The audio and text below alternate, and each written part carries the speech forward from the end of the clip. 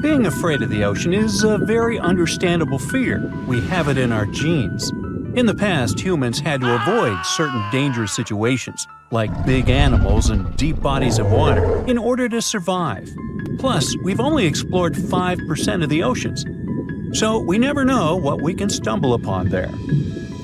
In regular conditions, GoPro is just a camera. But if you find it lying at the bottom of a 400-foot pit in the middle of the Caribbean Sea, that will make your blood run cold. I know 400 feet may not seem like much, but a person who is deep diving for fun usually can swim from 59 to 98 feet deep only, unless they're a professional diver. But say you made it to that pit and retrieved that GoPro. That would have still been fatal to you. In this specific hole where the camera was found, there would be a layer of hydrogen sulfide, a very dangerous and foul-smelling gas, at the mark of 300 feet.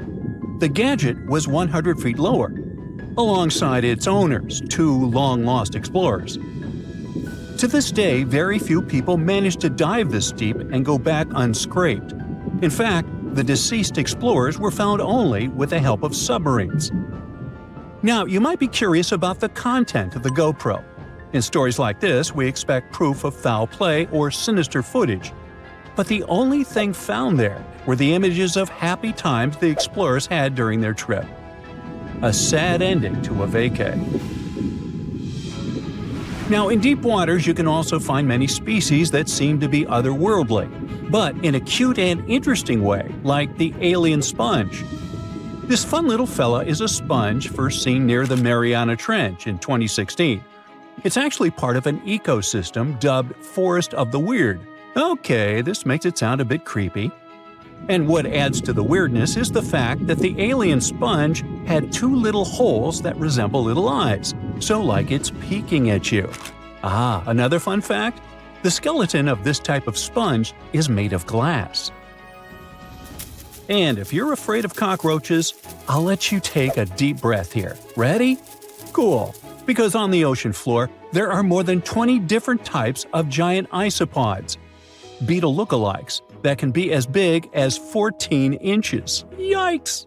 But fear not, these guys usually roam the ocean floor for food.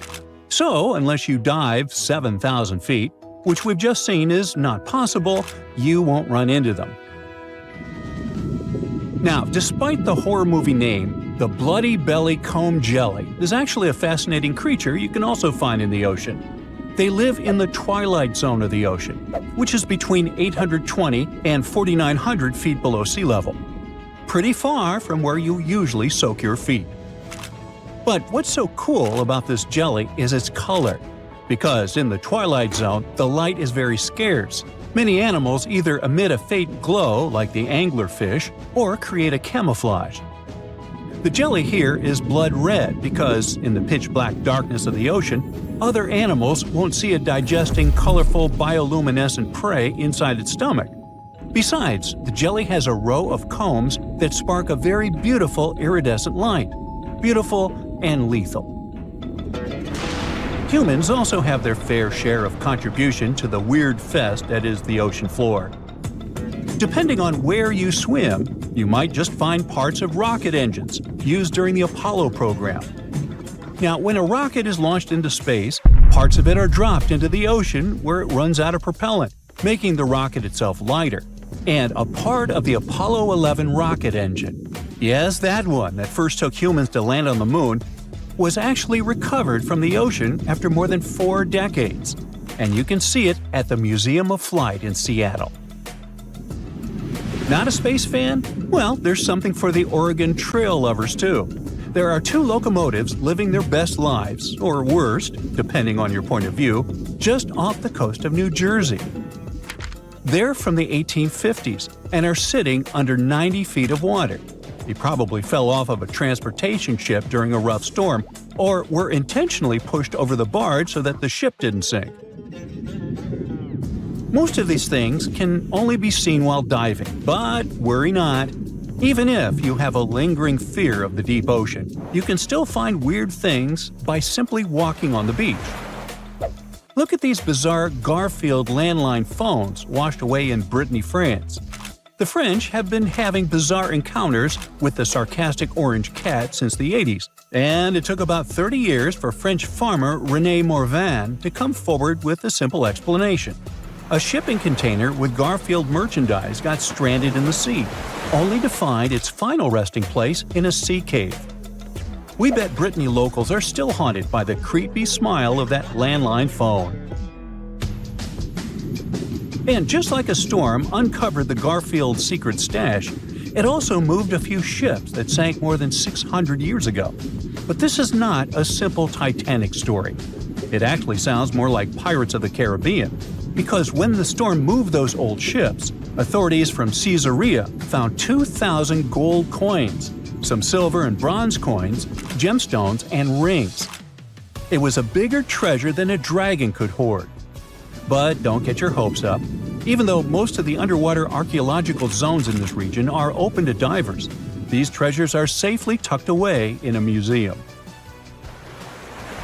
Speaking of pirates, and I was, another weird thing you can find chillin' in the ocean is the pirate city of Port Royal, Jamaica. In 1692, the city was devastated by an earthquake, followed by a tsunami. A really bad twofer. But the good news is, you can still visit it today, well, scuba diving, that is. This is actually not the only sunken city in the world. There's also Thonis Heracleion in Egypt, which is not at the bottom of the sea per se, but at the mouth of the Nile River. There's also Baiae, a Roman town built atop a supervolcano. Now, you might be thinking Baiae had the same fate as Pompeii, but guess what? The floor actually sank and the town went down with it. So, have you ever heard of underwater crop circles? Back in 1995, divers in Japan spotted perfectly round circles formed in the sand. They were 6 feet in diameter and looked like those crop circles from sci-fi movies. Scientists simply couldn't figure out what or who did it until they caught the culprit red-handed. A tiny male pufferfish, only 4 inches long. This little guy uses its body and fins to draw circles and squiggles and decorates his creation with seashells and corals. It takes the fish about a week to do so. All this hard work is part of a mating ritual, and if a female pufferfish likes the art, she will lay her eggs there, right in the center. The circular design of the underwater crop circle actually channels fresh water to the middle of the circle, the ideal scenario for the eggs to develop. And guess what? After she lays the eggs, the female pufferfish leaves, and it's the male that tends the eggs. But just in case fishes are not your thing, we can also offer you a cargo of rubber duckies, turtles, beavers, and frogs, 28,000 of them to be exact. These bath toys were traveling from China to the US, but much like our friend Garfield, were caught in a storm in 1992. From the North Pacific, our friendly duckies and beavers made their way to the UK by 2007. But some were bolder and traveled to Australia, Indonesia, Chile, Hawaii, and even Alaska. Now, have you ever seen a strange thing washed up by the beach? Let us know in the comments. Bye.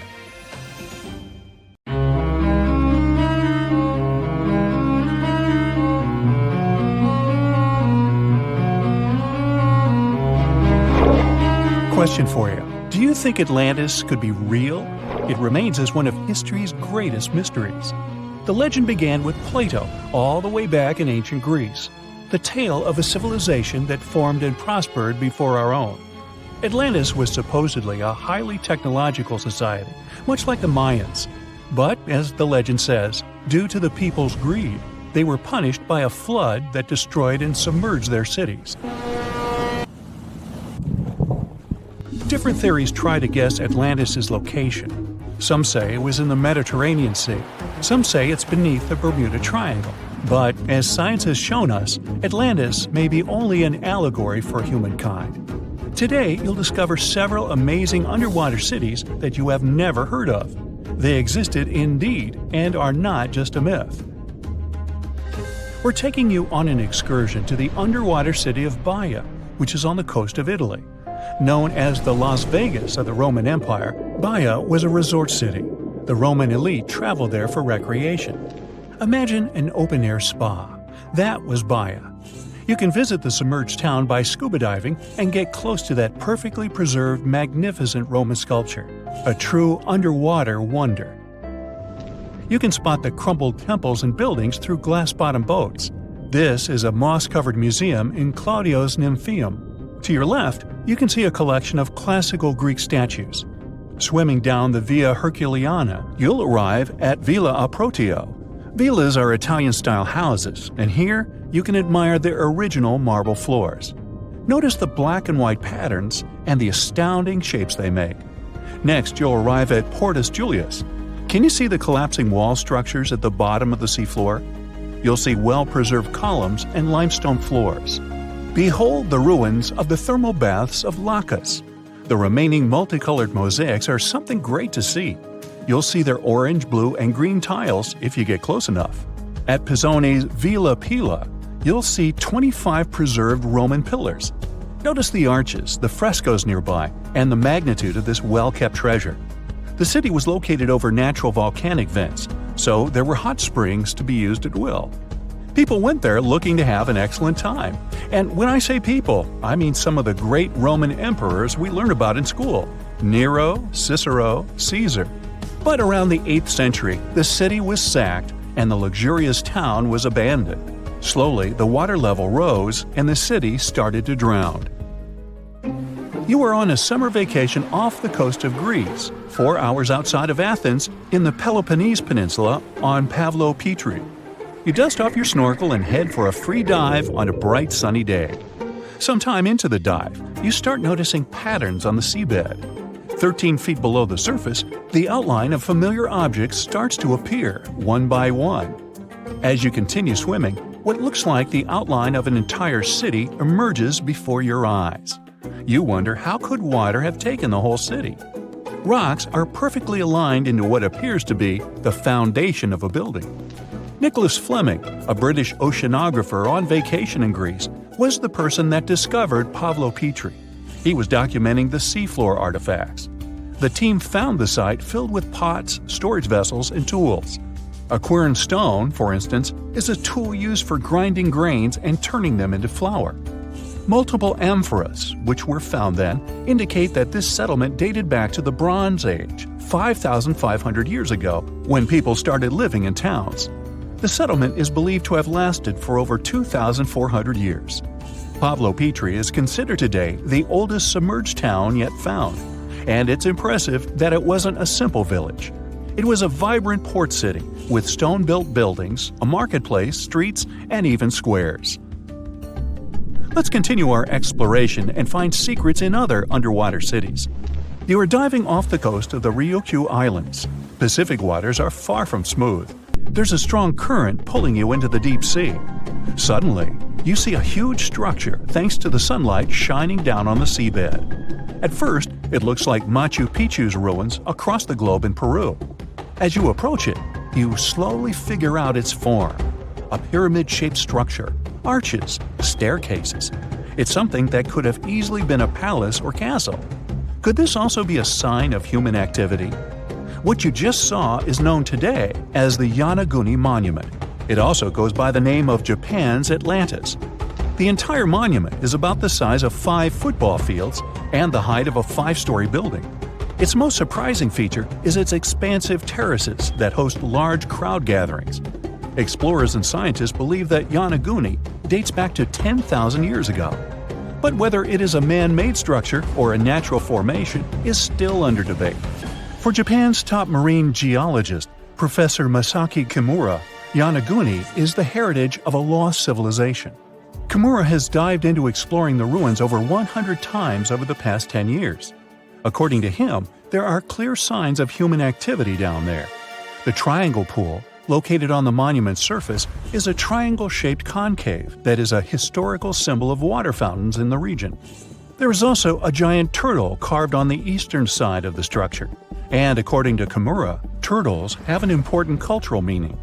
Several pieces of stone tools have been recovered from the site. Their estimated age dates back to 10,000 years ago. However, not all scientists are convinced of the same. For many, Yonaguni is the result of thousands of years of erosion. The fact that the monument is composed of one massive rock leads them to believe that it is not human-made. The defined edges and flat surfaces resemble a natural formation occurrence in Northern Ireland, known as Giant's Causeway. A series of interlocking basalt columns look like the ruins of a palace, but they were the result of volcanic activity in the region. Well, stay tuned for more underwater discoveries. The next stop in our voyage is one of today's most famous underwater cities that has turned into an underwater archaeological park. The city of Port Royal in Jamaica exists today only below the surface. But in 1692, it was one of the wealthiest cities in the Western Hemisphere. Port Royal was the center of the British Empire at the time, and an important trade city that attracted people from all over. It was also home to real-life pirates of the Caribbean. On the morning of June 7, 1692, the people of Port Royal met a different fate than they probably expected. The bars and restaurants beaming with life woke up shaking. People were taken out of bed with the power of a massive earthquake, estimated today at 7.5 on the Richter scale. One survivor says he saw the earth opening up and swallowing the town whole. What he said could be true, as the city was mainly built over sand. The ground sucked buildings, roads, and everyone above. Geysers erupted, and finally, waves as big as 10-story-high buildings hit the city. About 33 acres of the city disappeared underwater, and amazingly, most of its 17th-century remains lie in good condition under 40 feet of water. In the ruins, archaeologists have found taverns, storage rooms, kitchens, and recreational buildings used for diverse purposes. You can see a grand lion statue, a submerged bridge, and many picturesque arches. Now, do you fancy a trip to India? Just outside its coast lies another sunken marvel. A site known as the Lost City of Cambay is located on the Gulf of a similar name. It remained hidden until 2001, when the National Institute of Ocean Technology did a routine water assessment. With sonar technology, which sends a wave of sound to the bottom of the sea, they found something far beneath the surface. Images showed well-defined geometric shapes spread along a 5-mile stretch. The remains found dated to more than 9,500 years ago, meaning that this civilization was lost at around the end of the Ice Age. Debris recovered from the site included construction material, pottery, beads, sculptures, and even bones. Scientists argue whether these artifacts are indeed from the site, but if they truly are, then the Lost City of Cambay would be the oldest civilization in the world. It was April 10, 1912.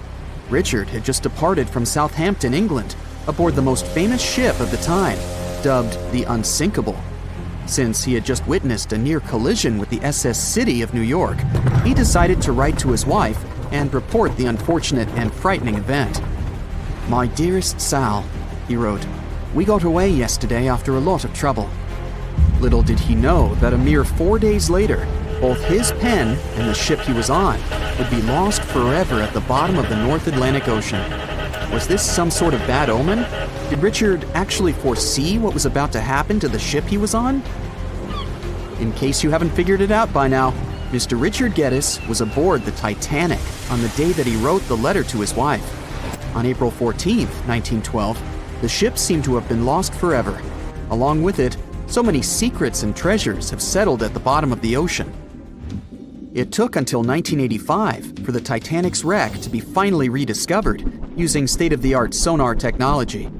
Ever since then, they've managed to recover thousands of items from the Titanic, and many of them went on display or auction. Things like jewelry, a life jacket, a menu from the ship's restaurant, or even a sample square of carpet from the first-class stateroom have all captivated the public's attention, just like the many stories of the people on board. Scientists have even tried to come up with strategies to get the Titanic back up altogether to properly study it and stop it from getting more and more damaged at the bottom of the ocean. Some have suggested filling the wreck with ping pong balls to make it float, while others even considered injecting it with 180,000 tons of Vaseline. Another idea was to use 450,000 tons of liquid nitrogen to trap it in an iceberg that would float to the surface. But they eventually had to let go of all these potential strategies since the Titanic is way too fragile to ever be recovered. the Titanic may be one of the most interesting ships lying at the bottom of the ocean, at least in popular culture.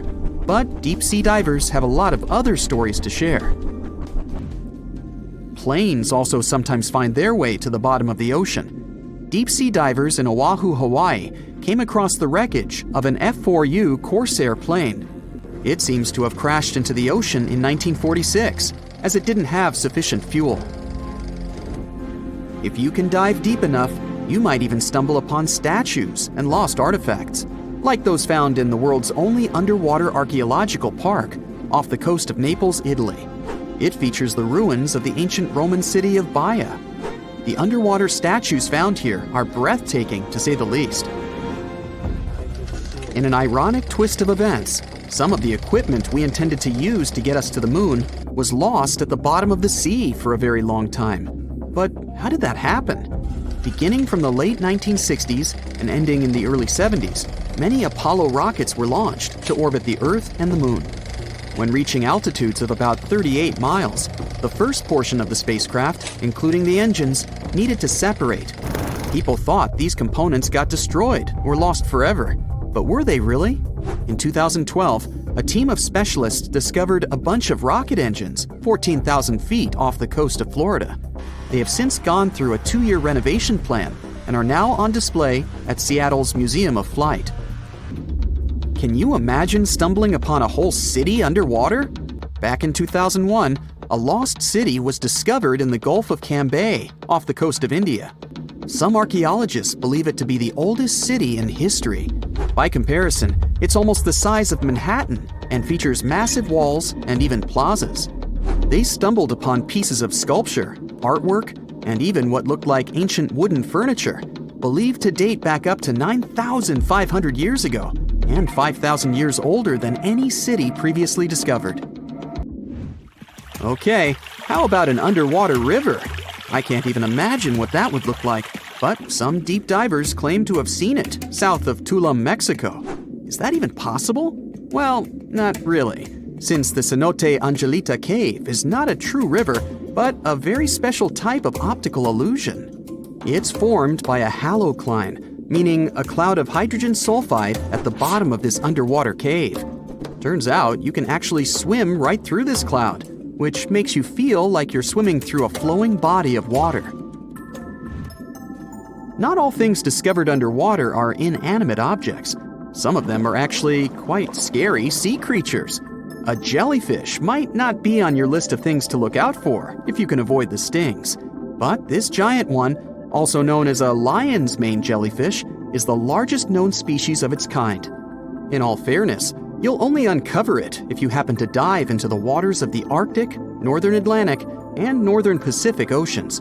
You surely won't miss it, since it stretches across 120 feet from the top to the bottom of its tentacles. When it comes to deep-sea diving, a lot of people are looking to discover some lost treasure. One diver was lucky enough to have hit the literal jackpot when he came upon nearly $1 million worth of treasure on the bottom of the seabed. That was back in 2015, when this lucky diver was swimming just off the coast of Florida. What did he find, you might ask? Well, about 51 gold coins, 40 feet of gold chain, and a rare single coin that was tailored for the King of Spain, Philip V.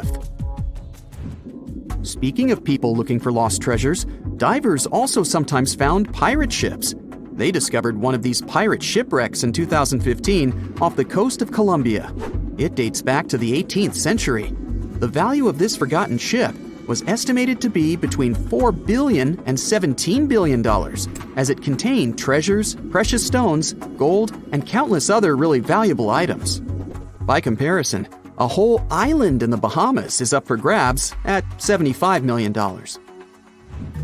A computer is the last thing you'd ever expect to discover underwater, right? And this was no regular computer, but an ancient one. And yet, someone stumbled upon it between 1900 and 1901 on the spot of a shipwreck located off one Greek island. Researchers believe this weird stone contraption to be the earliest form of a computer.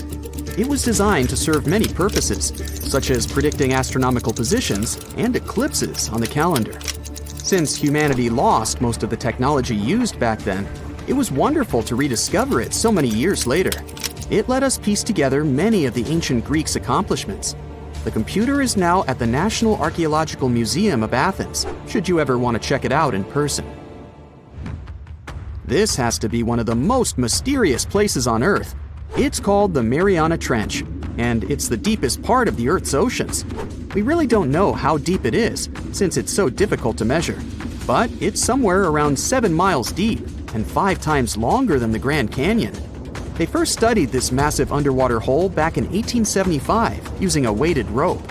Back in 2012, a Canadian film director named James Cameron reached the bottom of the trench in the submersible vessel Deep Sea Challenger.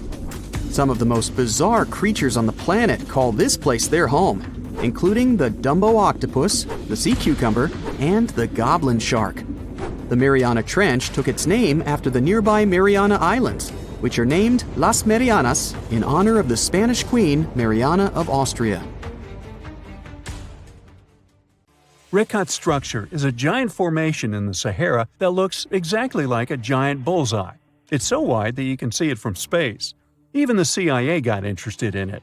In 1965, they planned a flyover looking for geomagnetic anomalies. The findings are still classified. Perhaps the theories are true, and this place is truly the lost city of Atlantis. Now, Atlantis supposedly sank beneath the waves, but recent discoveries are pointing us in a different direction. This is an ancient story that goes far back in time, and Plato was the first to mention it. The place had loads of greenery and a curious structure: 3 concentric circles of land surrounding 2 circles of water. 2 key quotes from Plato's writing suggest that Atlantis might not have been a typical island in the middle of the ocean. Plus, Atlantis had a major influence from Africa and Europe, challenging the idea of it being in the Atlantic. It turns out that the Eye of the Sahara and Atlantis look alike. When astronauts saw the Eye of Sahara from above, they initially suspected a meteorite impact crater, but the rings of the structure matched the layout described of Atlantis. More importantly, the Sahara wasn't always a desert. It turned from a tropical region into a desert around 11,000 years ago. Researchers found evidence of a massive river called the Tamaracet that could have sustained a community. This river flowed toward the Rikat structure, aligning with Plato's description. The Trans-Saharan Seaway ran through the Sahara 50 to 100 million years ago. The sea allegedly destroyed Atlantis around 11,500 years ago, likely due to a rapid rise in sea level caused by the end of the Ice Age. NASA's worldview imagery shows patterns consistent with this theory. Those concentric rings might be a key to unlocking the secrets of our planet's evolution over millions of years. They're shaped by erosion on resilient rock layers, creating a spooky pattern of ridges and troughs. The central peak stands proud at 1,300 feet. The central part has undergone a significant erosion makeover, revealing a circular structure with a raised peak. Unlike impact craters, the Eye of the Sahara flaunts a striking balance and symmetry. Some say it results from rock uplift, sculpted by wind and water. Others think it's an ancient anticline, eroded to reveal its concentric glory. Then there's a salt diapir theory, suggesting that salt's buoyancy sculpted this beauty. Dating techniques have proved that it formed 541 to 252 million years ago, give or take a million or two. Ancient tools are scattered around the outer rings of the structure near riverbeds. Some older stone tools have also been spotted in the same areas. And still, even though some spear points from the Neolithic period have been found, there aren't many signs that people were living there back then. The area seems to have been used for short-term activities like hunting and making tools. There are other unearthly mysteries that haunt our world. One such enigma is in Norway, the ominous Hessdalen light phenomenon, also known as the Valley of Lights, leaves scientists confused. This valley is 10 miles wide. It's quite isolated, but a peculiar blue box sits high on the hillside, equipped with cameras scanning the valley.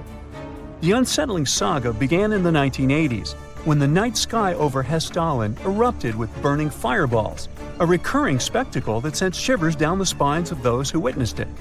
This wasn't a fleeting occurrence, rather it became a regular thing. Terrified locals reported encounters with these unexplained luminous phenomena, some of which happened near their homes. Unease spread like wildfire. At its peak, there were about 20 sightings every week. The phenomenon made its way into newspapers, magazines, and media worldwide. Soon, people flocked to the valley, hoping to see the lights themselves.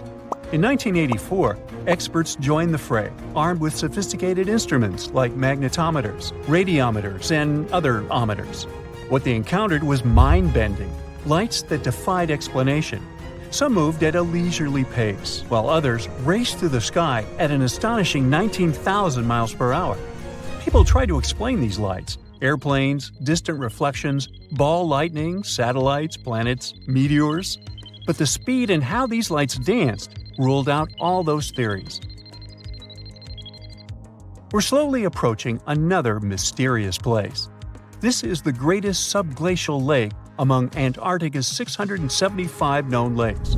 It can easily hide unknown life forms. This lake is beneath the East Antarctic ice sheet. Dive about 2.5 miles under the ice, and there you'll see Lake Vostok, located at 1,600 feet below sea level. This lake is 155 miles long and 31 miles wide at its broadest point.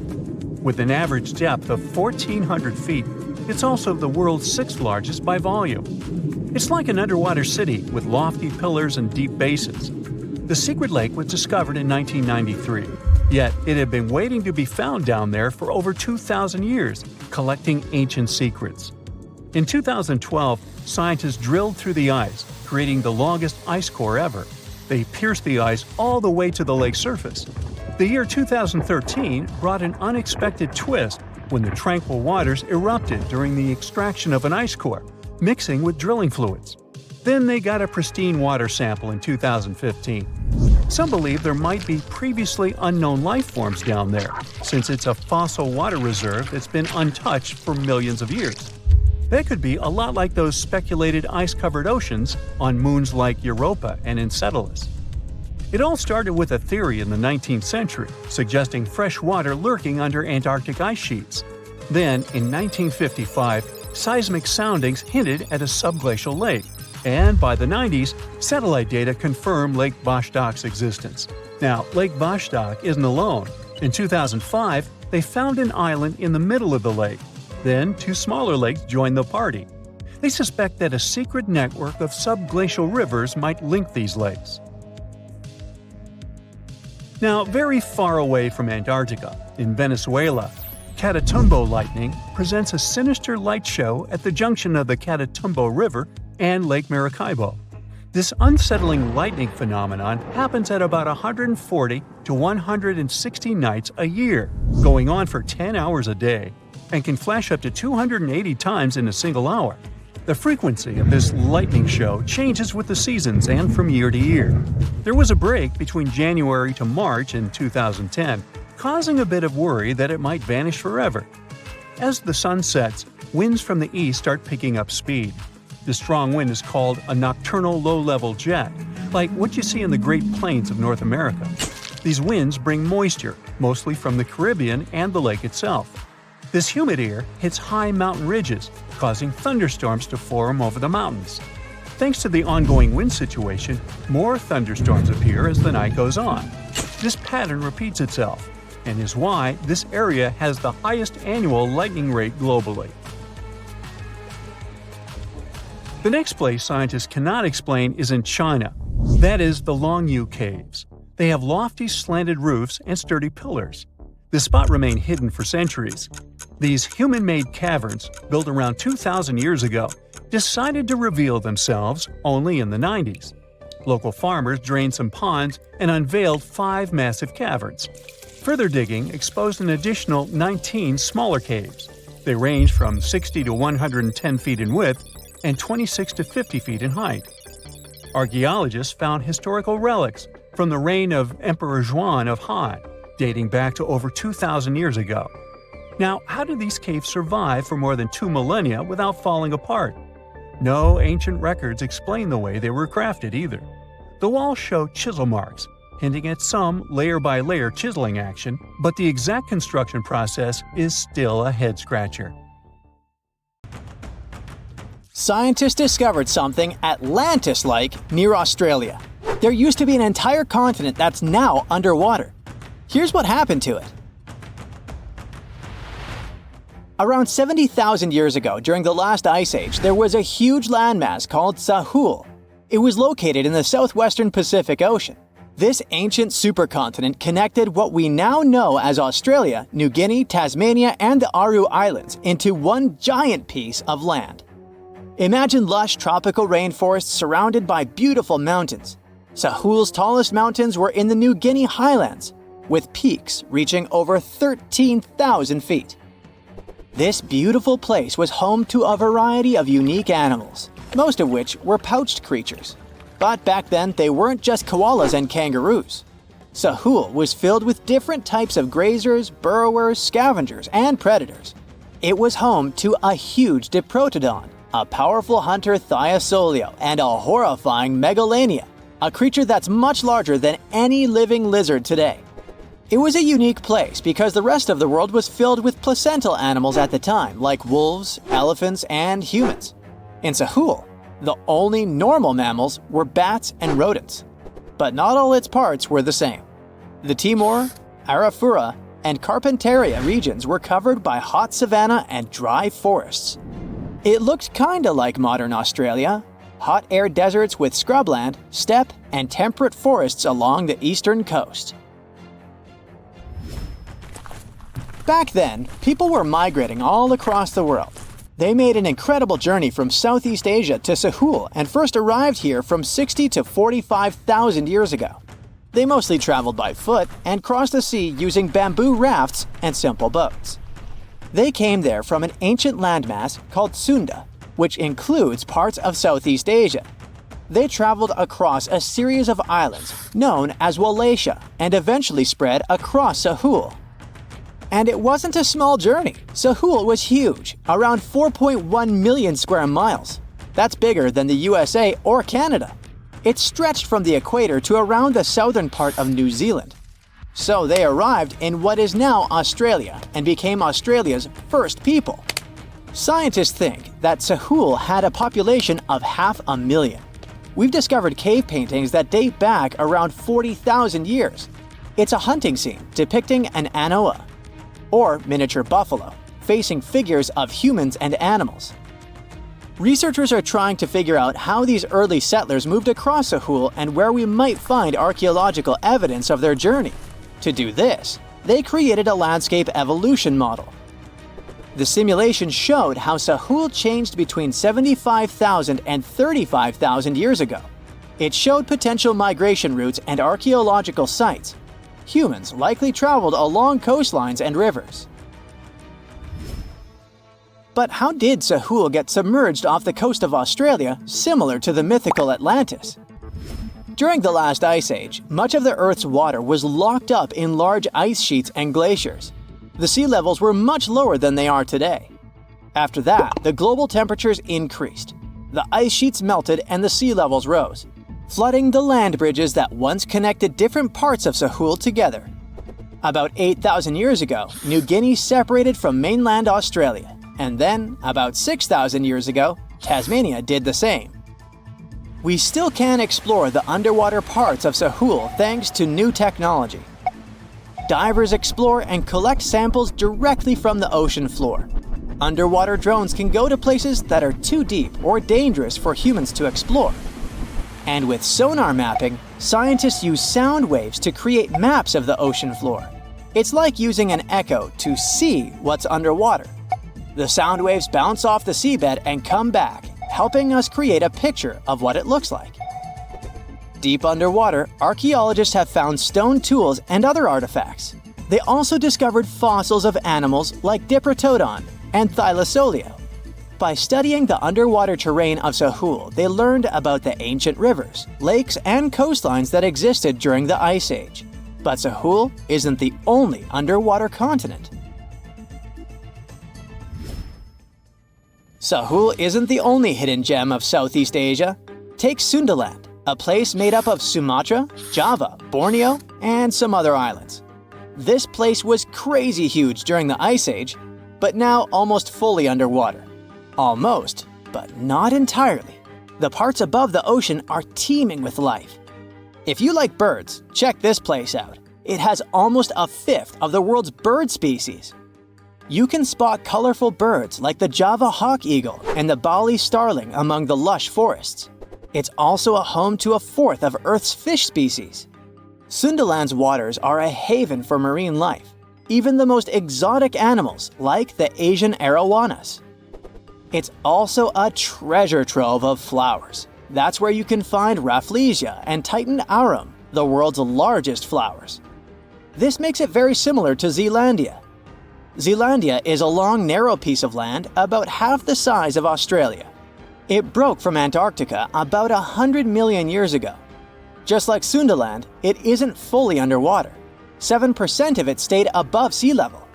This sticking out little piece is what we now call New Zealand, along with Stewart Island and some smaller islands. These pieces of Zealandia are lush and warm.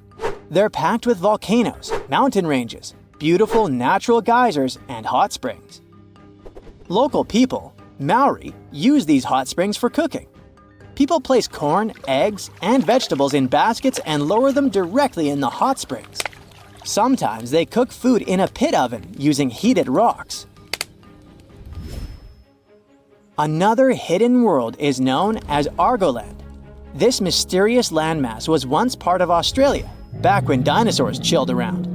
It drove scientists crazy for decades. They knew it existed because it left a huge stretch on the ancient seafloor, the Argo Abyssal Plain. About 155 million years ago, it broke off from Australia, saying bye-bye. The continent drifted somewhere north, and when it reached Southeast Asia, it just vanished. Scientists had no idea where it went, but recently they finally found its remains. Turns out, poor Argoland's lower parts started drowning into the Sunda Trench, a horrifyingly deep oceanic pit. The Earth's crust sunk into the mantle. Meanwhile, the upper parts of Argoland were pushed upward, grabbing the younger rocks on land. Because of this, Argoland broke apart into a bunch of smaller pieces. These pieces formed parts of Borneo, Java, Sulawesi, and other regions. The remains are buried under Indonesia and Myanmar. Imagine a colossal landmass the size of Greenland, Greater Adria. Its journey began about 240 million years ago when it broke away from the supercontinent Gondwana. It started moving north, and after 100 million years of enjoying the warm seas, it suddenly crashed into Europe and shattered into pieces. Most of these pieces went deep into the Earth's mantle, but some were scraped off and became part of mountain ranges like the Alps. Today, the remnants of Greater Adria are scattered across more than 30 countries, from Spain to Iran. That's why they're hard to look for. Seychelles was also once part of Gondwana.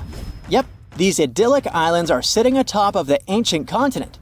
We know a lot about it because of its fascinating granite outcrops.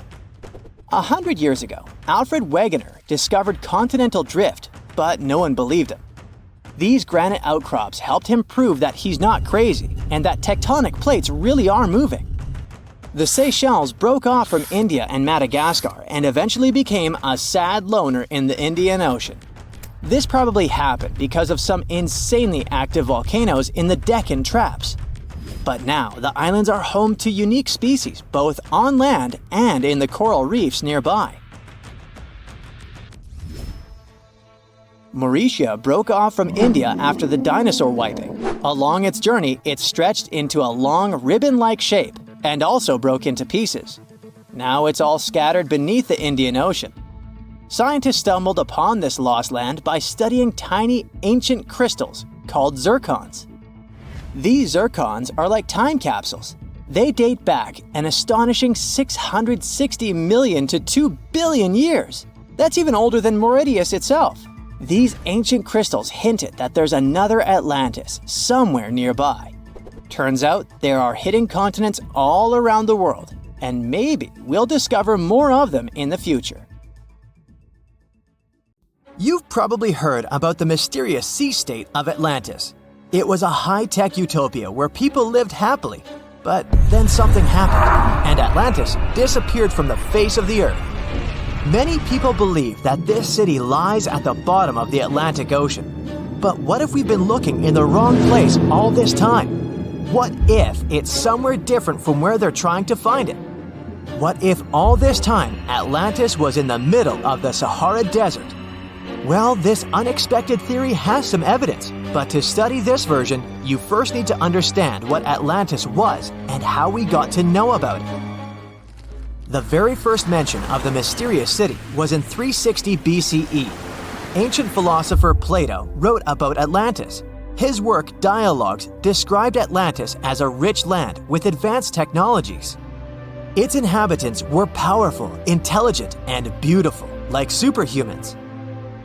He described in detail the structure of the city, and this was the main reason why many people believed in the existence of Atlantis. According to his records, the Atlanteans built this place in several concentric circles of black and red stone. Then they covered these circles with brass, tin, and precious metals. In the city, there were water channels on which ships sailed. The Atlanteans were sailors, so they built a passage from their city to the open sea. On the internet, you can find many drawings of Atlantis, created based on Plato's descriptions. Take a look at these drawings and an actual photo of the Eye of the Sahara. This place in the Sahara has a shape of several concentric circles. It looks as if a destroyed city left a trace on the sand. Many people have written online that the lost city was located there, but no one could prove it. Once upon a time, the Sahara was filled with rivers and lakes. In prehistoric times, there was only water there. So far, everything matches. The Eye of the Sahara was first discovered in the 1930s. This place was considered a crater from a fallen meteorite. But in the middle of the 20th century, scientists conducted a soil analysis and refuted the version with a fallen space rock. In the end, everyone agreed that this was a dome of molten rocks under which magma was raging. For millions of years, wind and water had been destroying the formed landscape and eventually made it look like perfect circles. But what if the Atlanteans once came to this place and used natural circles to build a city? In this case, we would have many traces and artifacts from this developed civilization. And yes, archaeologists did find some arrowheads, spears, oars, and other things there. But this has nothing to do with Atlantis. In the Eye of the Sahara, a multitude of Acheulean artifacts lies. It was an ancient tribe that frequented this place. For the first time, Acheulean tools appeared more than 1.5 million years ago. Some of the items found there may be 130,000 years old, and according to the records, Atlantis existed about 12,000 years ago. Archaeologists found no artificial structures in this place. There was also no debris or traces of a large city. People would have found some stuff if a big city with advanced technologies had existed here. The main supporter of this idea was one YouTube channel. It collected 1 million views and attracted the attention of many historians and anthropologists. The theory that the Eye of the Sahara is Atlantis was quickly refuted. People found too many discrepancies between this place and the description of Atlantis. The author tried to catch the viewer's attention by presenting external similarities between the natural landscape and the fictional ancient city.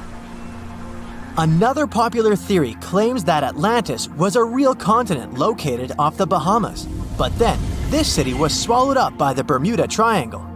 According to this legend, the city ruins still lie at the bottom of the triangle, but there's no confirmation of this theory either. Writer Charles Berlitz invented it. Adherents of this theory claim that the walls and streets in the western part of the Bahamas might be the ruins of Atlantis. But scientists disagree. They have proven that these walls are natural formations of coastal rocks. There are also rumors that the story of Atlantis was inspired by an actual historical catastrophe, the Black Sea Flood. This is the Bosporus, a strait in Turkey connecting the Black Sea and the Sea of Marmara. Around 5,600 BCE, the Black Sea was twice as small as it is now and had many cities on its shores. Unfortunately, a huge flood destroyed this flourishing civilization. Within a year, cities descended underwater, and surviving inhabitants moved to foreign lands and spread stories about the flood. Maybe these stories inspired Plato to come up with Atlantis. In the 1950s, people came up with another version. Atlantis was the continent that is now Antarctica. Tens of thousands of years ago, a warm continent with a developed city shifted to the northern part of our planet because of the movement of Earth's crust. The Atlanteans couldn't adapt to the cold conditions, and Atlantis was covered with a thick layer of ice. This theory was refuted when scientists began studying the tectonic plate's nature. It turned out that Earth's crust couldn't have moved such a huge continent as Antarctica. The tectonic plates don't behave this way at all. But the main question is, was Atlantis real? No one had described it before Plato. Perhaps the philosopher came up with it. Maybe he did this to emphasize the correctness of his views on life and to identify his philosophical theories. In his works, he wrote a lot about divine and human nature and how people can destroy this nature.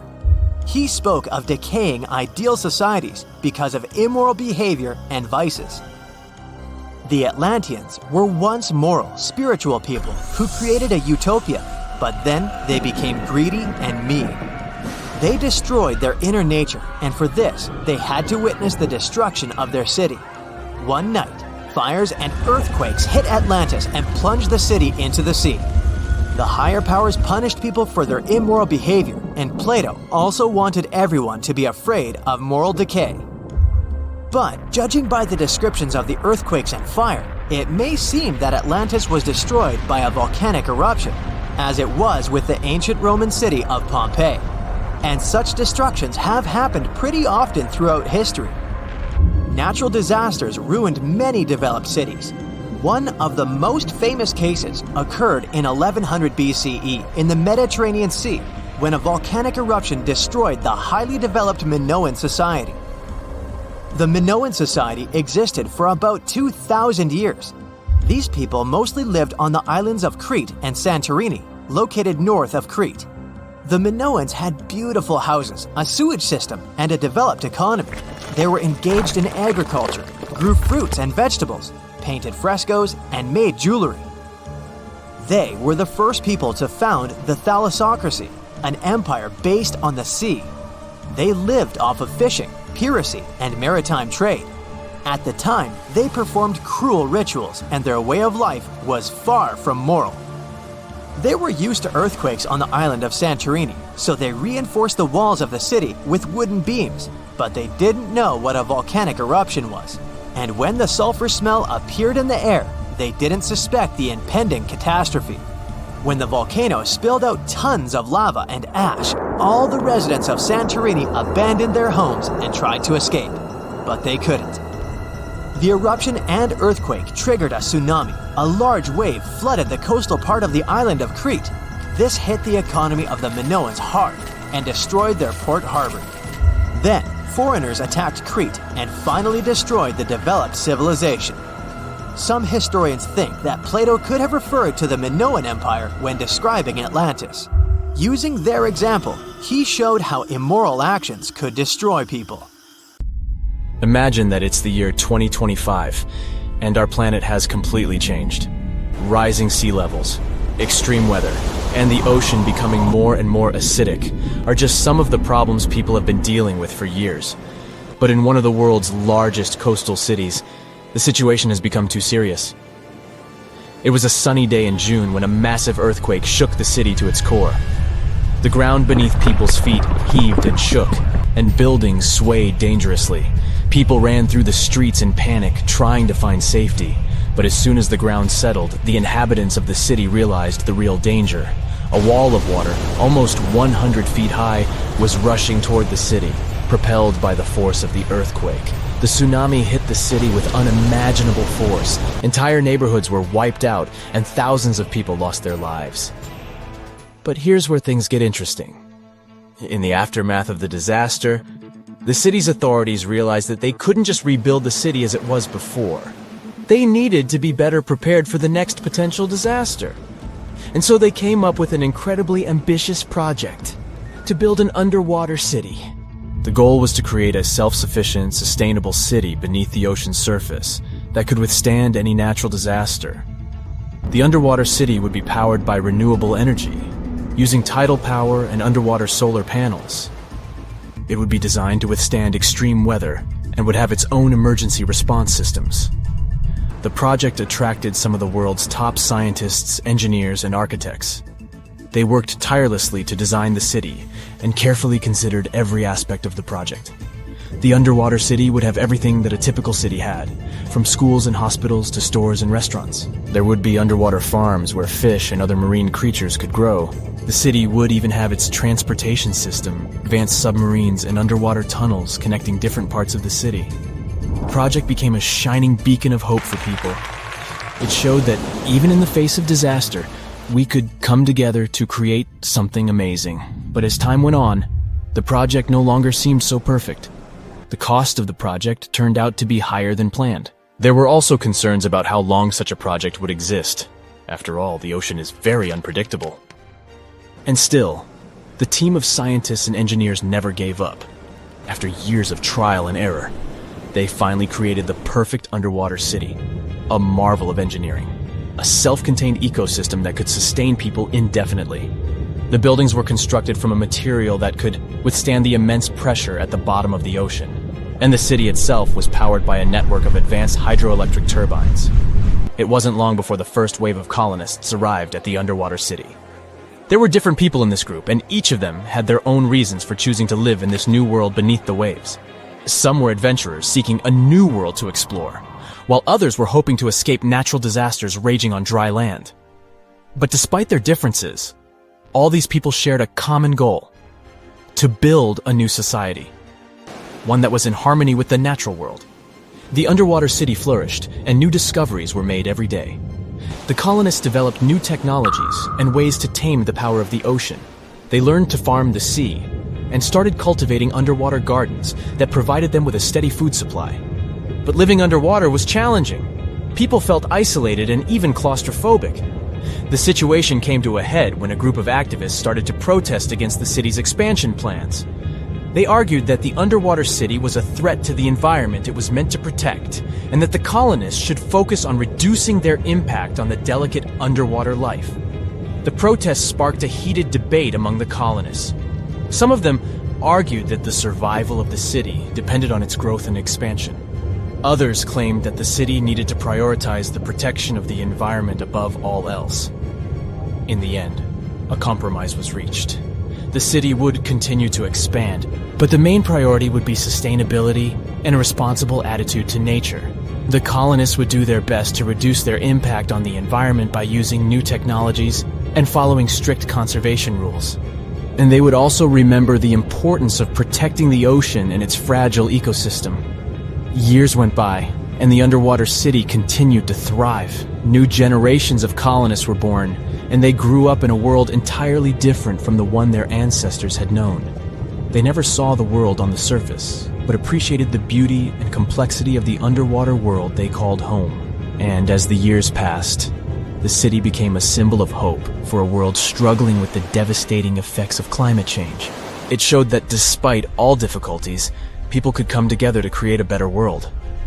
It is a reminder that the future is not set in stone, and that we can build it sustainably and in harmony with the natural world.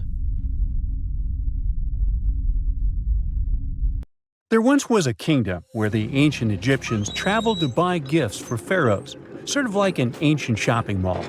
This kingdom, named the Land of Punt, was rich in luxury goods, including gold, aromatic resins, blackwood, ebony, ivory, and exotic animals like leopards and baboons. All of these sound like great gift ideas to me.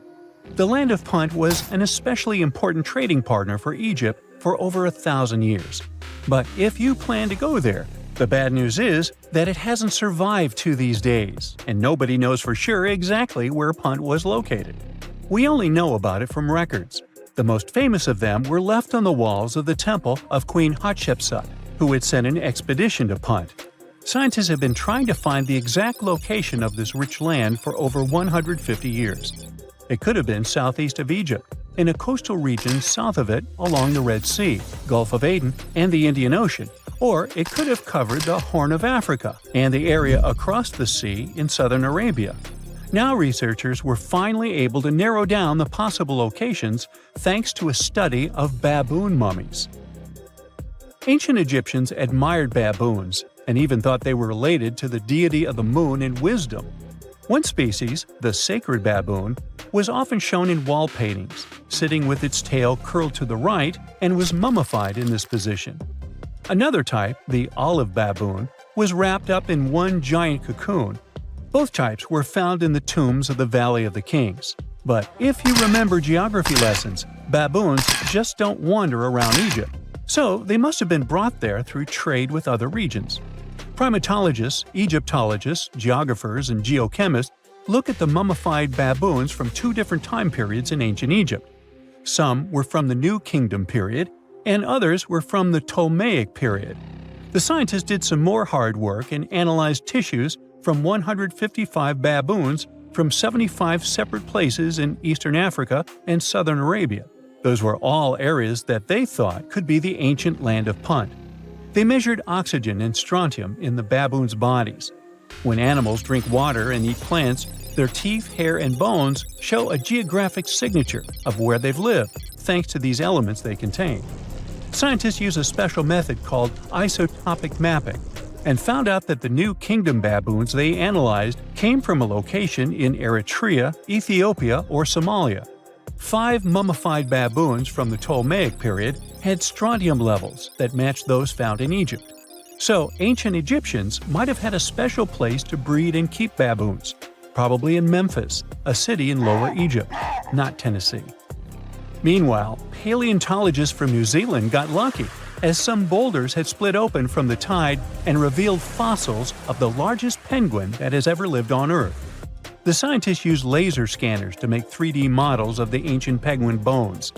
They compared these bones to the flipper size of modern penguins and did some math as to how much the old penguins might have weighed. Today, the biggest penguins, emperor penguins, weigh between 55 to 100 pounds. Researchers think that the penguins from the past that they found weighed around 340 pounds, real giants in the penguin world. These huge flightless birds lived in the oceans around New Zealand more than 50 million years ago, after the dinosaurs went extinct. They totally took advantage of their big bodies to stay warm in the cold water. They might have even traveled the world thanks to it. And they'd scare off any predators, but they didn't have any. The asteroid that took down the dinosaurs also got rid of most big marine reptiles, and the ancestors of seals and whales were still living on land. Back in 1992, 4 farmers in China were draining water from their ponds and accidentally bumped into a ship full of gold and ancient statues worth millions. Just kidding, they actually found the Longyu Caves. Those are 24 big caves created by people a long time ago. Even though they are so large and well-made, no one knows who built them, why they were built, or how they were built. Experts think the caves are at least 2,000 years old, but they don't understand why these caves aren't mentioned in any historical records. All of the Longyu caverns look the same and aren't connected to each other. Each cave has one entrance connected to a vertical shaft with a carved staircase. Rain and water from the surface can flow into the caves through these stairs. To manage this water, the caves have special grooves, channels, and a system to catch the water at the bottom. So it looks like the ancient builders were real pros when it came to drainage and water management. Maybe my town could learn a lesson from them, as it turns into Venice after every heavy shower.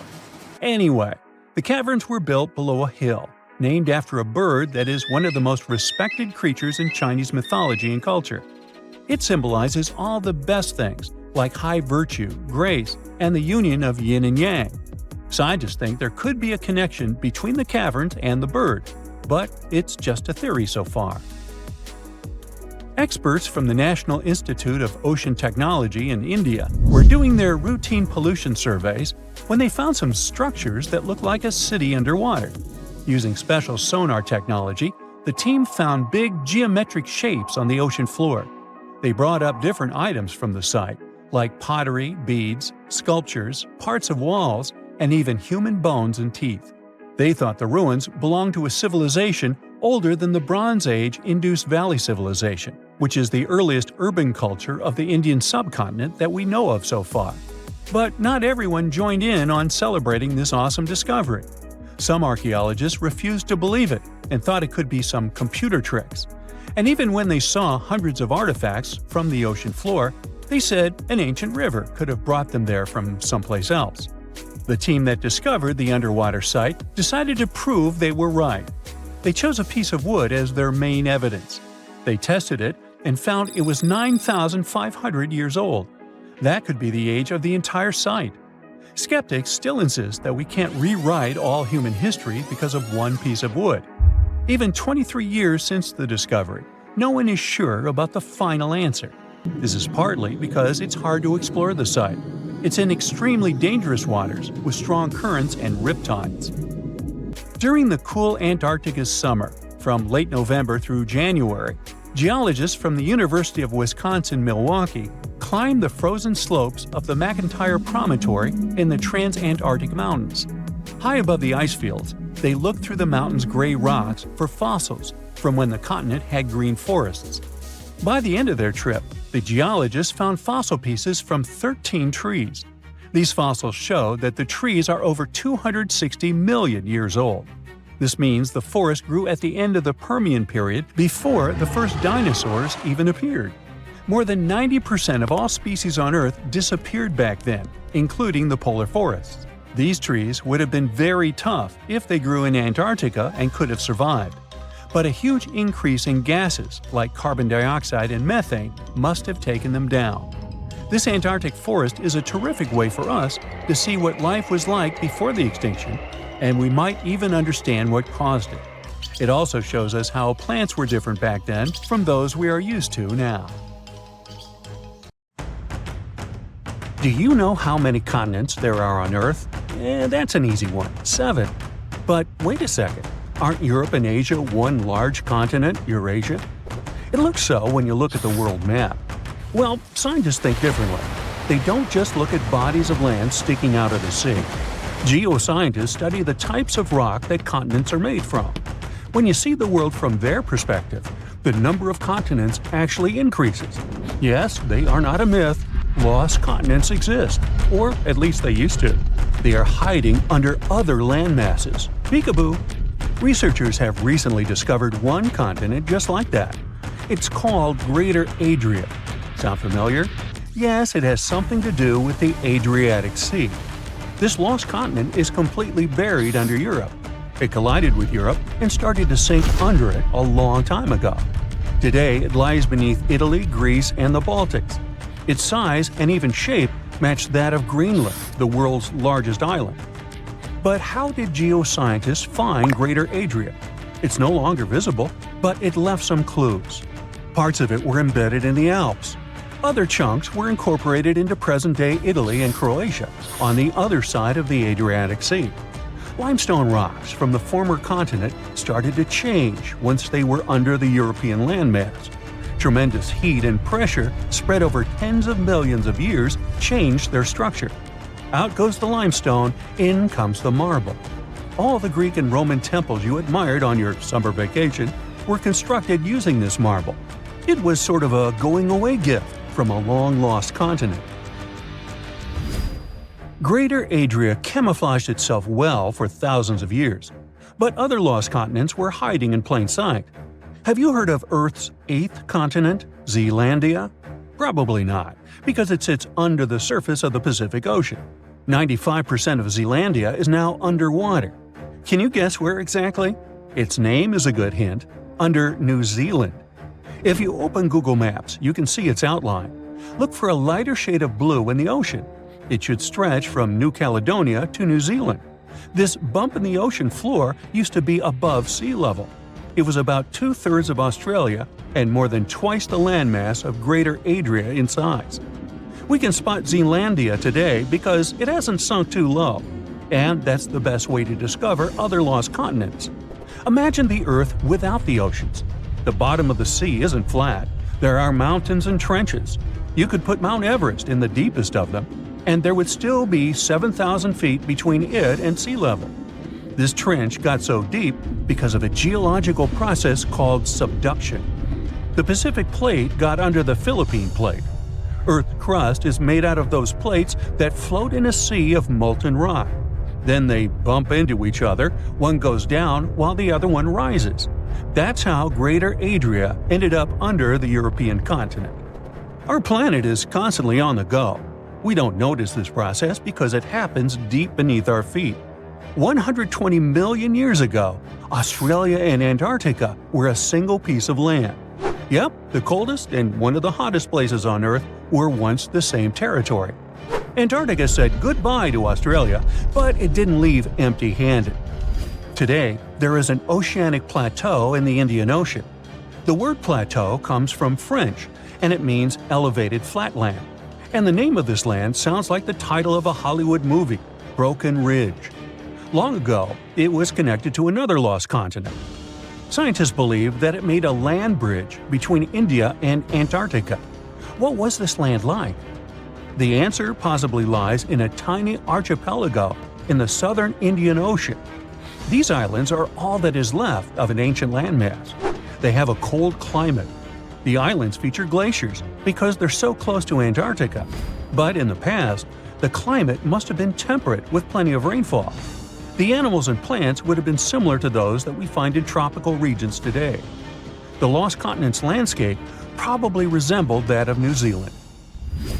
Now, while we're in the area, can you guess which continent the island state of Madagascar once belonged to? If you guessed Africa, sorry, you were wrong. Hey, don't feel bad. Look up and to the right of the map. The correct answer is India. Some 120 million years ago, I wasn't around then, India separated from the African continent and went northeast. Madagascar wasn't quick enough and ended up as an island off the southeast coast of Africa. But there is evidence of an even greater landmass, the lost continent of Mauritius. Scientists found traces of the ancient landmass under the island of Mauritius. Today, it's a tourist hotspot, but millions of years ago, it was a real hotspot, volcanoes and all. That's how scientists were able to retrace the steps of Mauritius. They found a mineral that exists in rocks which lava spews out after an eruption. The long-lost land once covered the area from Mauritius to the west coast of India. Imagine if that land existed today. It would form a great mix of Indian and African cultures. The local dishes would definitely be spicy. Now, speaking of spicy, have you had Indonesian food recently? Just 50,000 years ago, Southeast Asia looked much different. There was no Sumatra, Borneo, Java, or even Australia. Just Sunda and Saul, two continental masses that were divided by a deep water trench. You had the extension of mainland Southeast Asia on one side and the Greater Australia on the other. Back then, Bali stood at the southernmost tip of Asia. Biologists were among the first scientists to notice the split. Species develop differently on Sunda and Sahul. That's why Australia has unique animals, such as the kangaroo, wombat, and platypus. And did you know that a giant kangaroo once roamed the island of New Guinea? That's because, up until the end of the last age, there was a land bridge to Australia. Today, the two islands are separated by the Torres Strait, but it's quite shallow, less than 65 feet. It's a reminder that this was once a single landmass called Saul. Another ocean strait that isn't too deep separates Asia from North America. The Bering Strait sits today in the place of Beringia. This ancient landmass wasn't that big. It stretched 1,000 miles from north to south. That's just a third of the driving distance from Los Angeles to New York. Beringia was important for another reason. During the Ice Ages, it connected the whole world. Water levels were 300 feet lower than they are today. If they went even lower, you could walk from the Cape of Good Hope in Africa all the way to Cape Horn in South America. Talk about the ultimate backpacking route. Today, you can hop on an airplane and fly to pretty much any place on the globe. The world has never seemed smaller, has it? Well, it has. Some 300 to 200 million years ago, we were all one world, literally. Pangaea was a supercontinent that included all of the continents. Its name is in Greek, and it simply means all Earth. But Pangaea started to crack up. The biggest gap formed between the Americas on one side and Europe and Africa on the other. Seawater soon started pouring in, and that's how we got the Atlantic Ocean. This process is by no means over. While you are watching this video, North America is drifting further and further away from Europe at the rate of 1 inch per year. Doesn't seem much when compared to the average human lifespan, but in the end, all the continents will reconnect with each other, forming a supercontinent. And it wouldn't be the first time in Earth history that this happens. Honestly, I'm not going to wait around for that. There's a mysterious island that appears and disappears like magic. Just like Schrödinger's cat, this Schrödinger's island exists and doesn't exist at the same time. Officially, it's called Sandy Island, and it once appeared in maps, but it was never there in real life. Australian scientists decided to solve the mystery once and for all by embarking on an adventure to find this elusive archipelago. But when they reached the coordinates, all they found was endless blue waves. It's like the island was playing a game of hide-and-seek with them. This story goes back to 1876. A whaling ship was crossing the area and reported an island. Whoever saw it said it was over 15 miles long north to south and around 3 miles wide, about the size of Manhattan, so not so tiny at all. But every time researchers went to visit the area, they found nothing.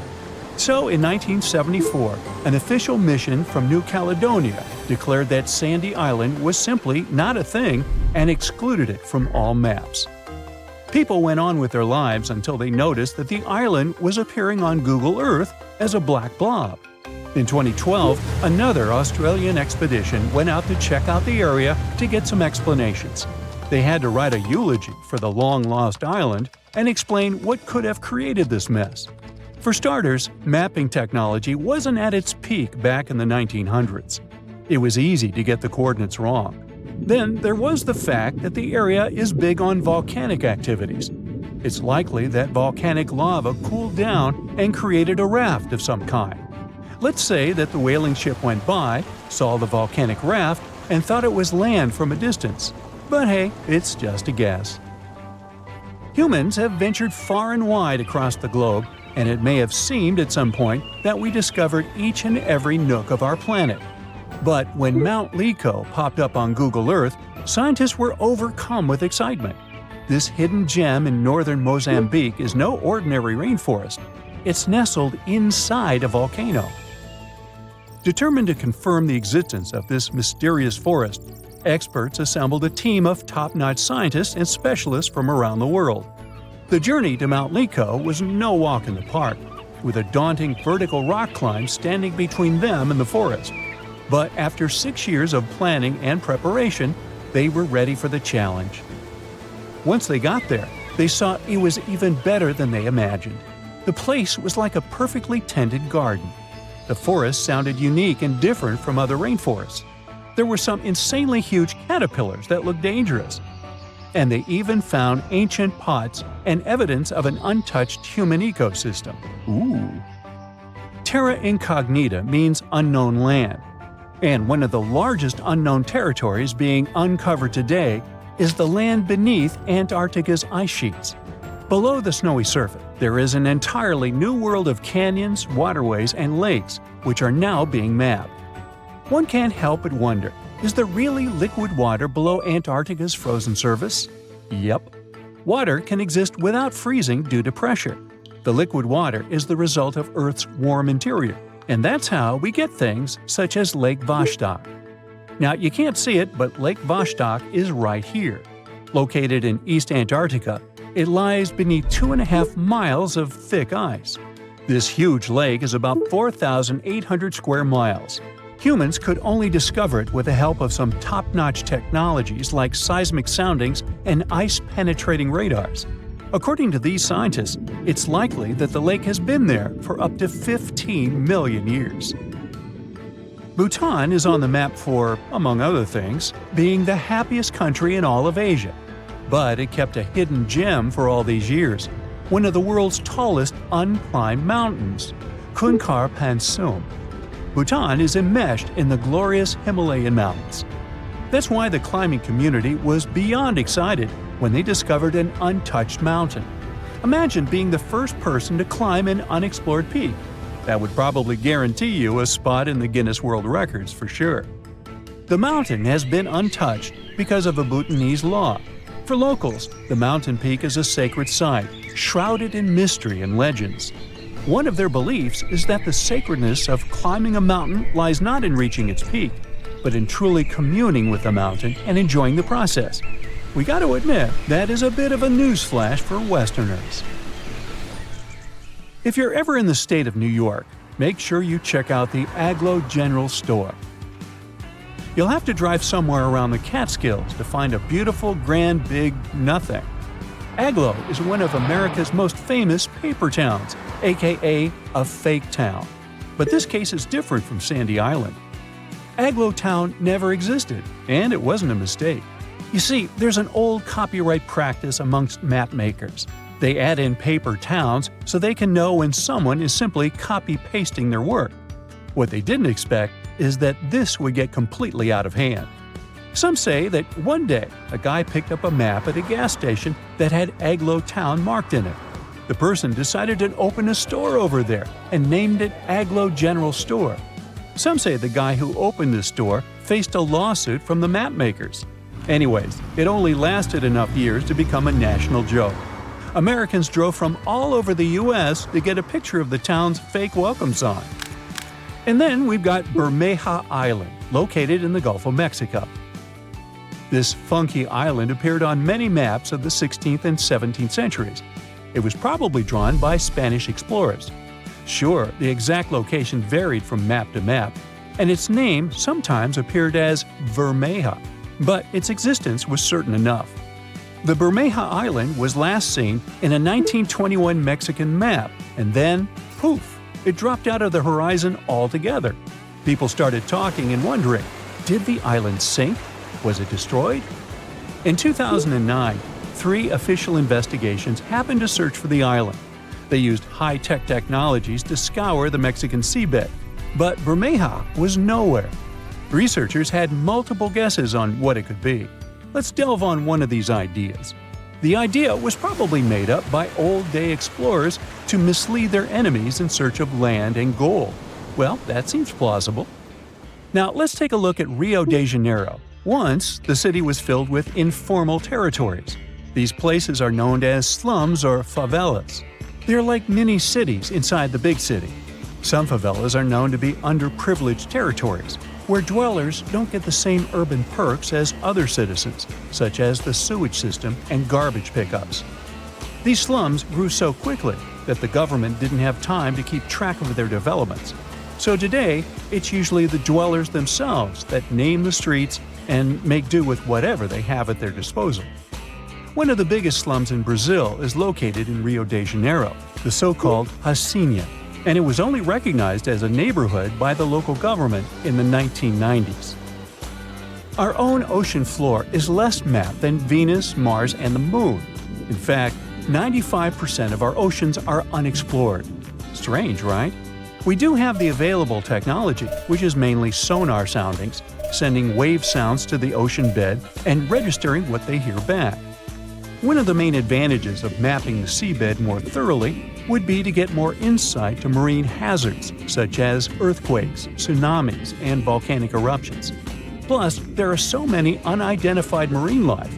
This could give us a great insight into preservation and discovering the true dynamics of our marine ecosystems. You have about $130 million. What would you do with it? Fly into space or buy an island? There are many ways you can spend this much money, but one anonymous investor used it to build an extravagant underwater city. The project is not finished yet, and a lot of people are currently working really hard to make this crazy idea come to life. If all goes well, in the near future, living under the sea may become a reality. In the past century, there was a limestone quarry near the Welsh border in England. In the 1990s, it became flooded and turned into a lake 260 feet deep. Now, there's a large construction project going on around it. Trucks transport materials and people in overalls construct huge modules that look like giant futuristic submarines. These modules are called sentinels, and they will become the buildings of a small underwater city. Builders and engineers create durable stainless steel materials that allow these houses to withstand a depth of up to 650 feet. This is the upper limit of the twilight zone, where very little sunlight penetrates. Large squid and other creatures live in this zone. Imagine waking up in an underwater hotel room and seeing a giant squid staring at you from the dark. Or even worse, you see a huge eye watching you as you wake up. This could happen if sentinels were successfully installed in the depths of the ocean. Meanwhile, let's return to our project on a small lake. The project is called Deep. Its goal is to make life underwater as comfortable as possible.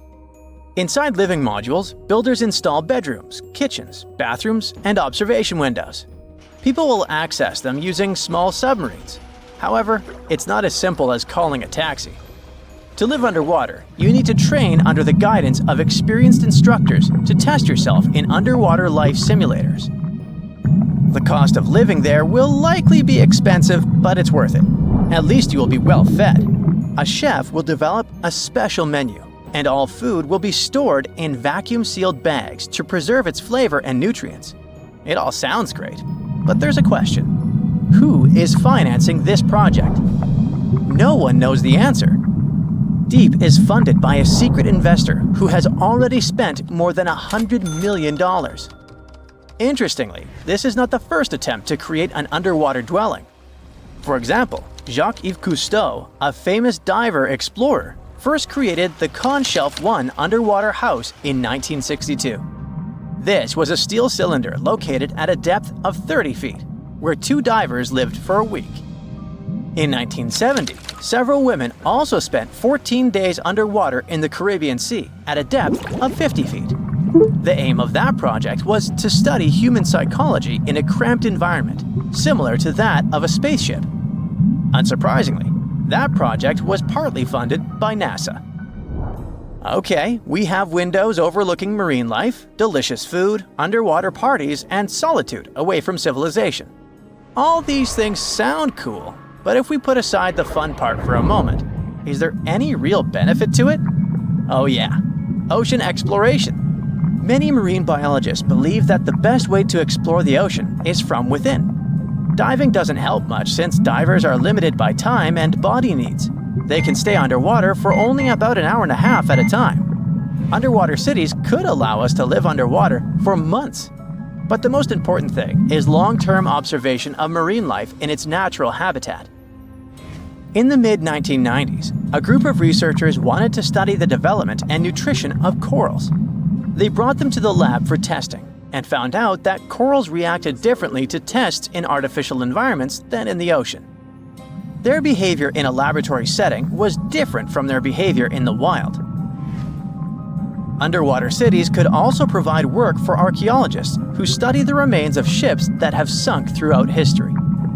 Plus, such cities could help protect us from future disasters. In the event of a catastrophe like an earthquake, tsunami, or volcanic eruption, scientists and engineers could build water-based shelters like the Sub-Biosphere 2 project to provide refuge for people. These circular structures could sink into the ocean and give shelter for up to 50 or 100 people, allowing them to wait out the disaster from a safe distance. Underwater cities could be an excellent solution to overpopulation, but there are some downsides. We already pollute the world's oceans, and what if we literally lived inside them? It's one thing to use labs to study marine life, but it's another to build hotels for vacationers. One such hotel, called the Water Discus, is a building at a depth of no more than 32 feet. It will have 21 rooms and a restaurant with coral reef views. While the conditions seem comfortable, some experts worry that staying there for long periods could be harmful because of the lack of sunlight. Nevertheless, it would be interesting to stay there for a week and see how it feels. The most challenging aspect of creating such laboratories, hotels, and bunkers is ensuring a reliable life support and safety system. It's crucial that the air, humidity, and temperature be as comfortable as possible for people to live in these structures. However, this requires a significant amount of energy. Currently, all modern underwater buildings rely on external sources of energy located on the surface. But scientists plan to make future underwater projects fully autonomous, using kinetic energy from waves and powerful solar panels to generate power. It's also important to create the right structure for these buildings. Rather than covering an underwater city with a giant bubble, it's more efficient to create several large housing modules. Each module should consist of steel, glass, and special cement. Also, the depth shouldn't exceed 1,000 feet, since a deeper location would require thicker walls because of high water pressure. To load and move these residential modules safely, engineers can use ballast tanks. These are large containers filled with water, which are used to pull the modules down deep into the ocean. Once in place, engineers can release the water from the tanks and fill them with air, causing the house to float back to the surface. And what about fresh air? Fish extract oxygen from the water using their gills, but this method is obviously not suitable for humans. Therefore, we need to deliver air from the surface. It can be piped into the city and mixed with a special substance called sodazorb, which reacts with carbon dioxide and removes it. It would be great if we could generate oxygen inside our underwater cities rather than relying on other sources. This would require farms and plants that can produce oxygen through photosynthesis. But instead of sunlight, these plants would use artificial light. If we talk about complete autonomy, people could get food from the water at any moment, put on scuba gear, a mask, and an oxygen tank, and leave the hotel through an airlock. Use harpoons and fishing nets to catch dinner. Remember to check your oxygen reserves and don't swim for too long. Frying fish in a pan won't work because of strong odors. In an underwater dwelling, air is static like in an airplane cabin, so odors become stronger. Maybe in the future, engineers will create a dedicated cooking area, but for now, you'll have to rely on canned and dehydrated food. If you get bored, go for an underwater walk. Instead of carrying oxygen tanks, use hollow tubes connecting your mask to an air source inside your home. But don't forget that you can't go too far because the length of the tube is limited. Air, food, safe construction. What else? Drinking water. In the future, scientists may create filters in these hotels that desalinate salt water. This water can be extracted from the condensation inside the hotel, as well as from human secretions. Don't be surprised. Astronauts, for example, have been using special technology to filter their liquids and turn them into drinking water for a long time.